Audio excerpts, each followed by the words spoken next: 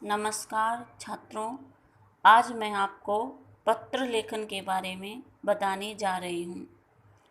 पत्र लेखन अपने विचारों को दूसरों तक पहुँचाने के लिए सबसे सरल एवं सुगम लिखित साधन पत्र है। जैसे हम फ़ोन से बात करते हैं या टेलीग्राम है, उन सब में सबसे सरल और लिखित, यहाँ मैंने एक शब्द लिखित भी कहा है, ना कि मौखिक, लिखित साधन पत्र है। पत्र में निकटतम आत्मीयता रहती है। लेखक यानी लिखने वाला तथा पाठक यानी पढ़ने वाला दोनों सामीप्य का अनुभव करते हैं। पत्र लिखने में भी और पत्र पढ़ने में भी हमें ऐसा लगता है कि हम दोनों एक दूसरे के आसपास हैं, जो पत्र लिखता वो और जो पत्र पढ़ता वो। अच्छे पत्र सरल, संक्षेप में, स्पष्ट एवं विनम्र होते हैं। यानी कि अच्छे पत्रों की भाषा बड़ी विनम्र होती है। पत्र दो तरह के होते हैं, औपचारिक पत्र और अनौपचारिक पत्र। औपचारिक पत्र, यह पत्राचार उन लोगों के साथ किया जाता है जिनके साथ हमारी कोई निजी जान पहचान नहीं होती, कोई निजी परिचय नहीं होता। जैसे आवेदन पत्र, जैसे किसी स्कूल के प्रधानाचार्य को आवेदन पत्र लिखना, तो स्कूल के प्रधानाचार्य के साथ हमारा कोई निजी परिचय नहीं होता, कोई निजी संबंध नहीं होता। उसी तरह से अनौपचारिक पत्र, ये पत्र अपने परिवार के लोगों, मित्रों, जैसे भाई बहन, निकट संबंधियों को लिखे जाते हैं। औपचारिक पत्र में विषय अवश्य होगा और अनौपचारिक पत्र में विषय नहीं होगा। औपचारिक पत्र आरंभ करने के लिए तालिका।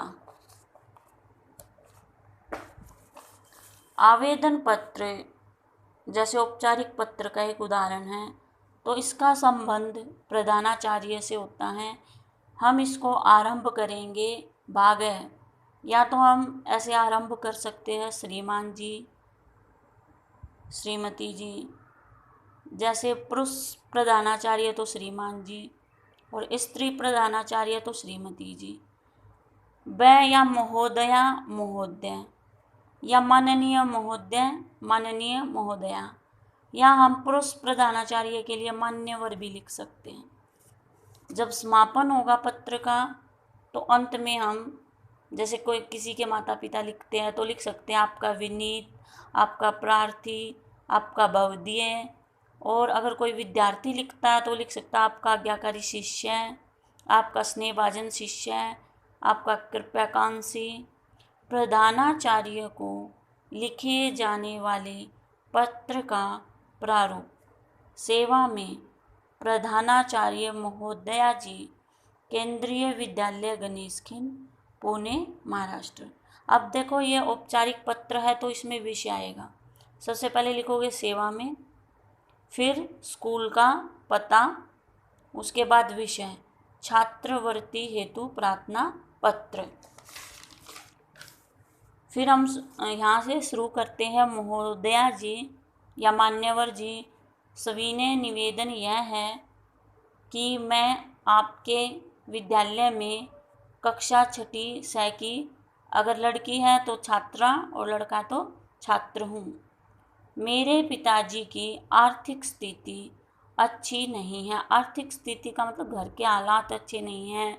जैसे आपके पिताजी का अच्छा काम था, किसी कारणवश, जैसे मान लो आपकी कोई दुकान थी, वो अब अच्छे से नहीं चल रही, वे विद्यालय के शुल्क एवं अन्य खर्चों का भार उठा पाने में असमर्थ है।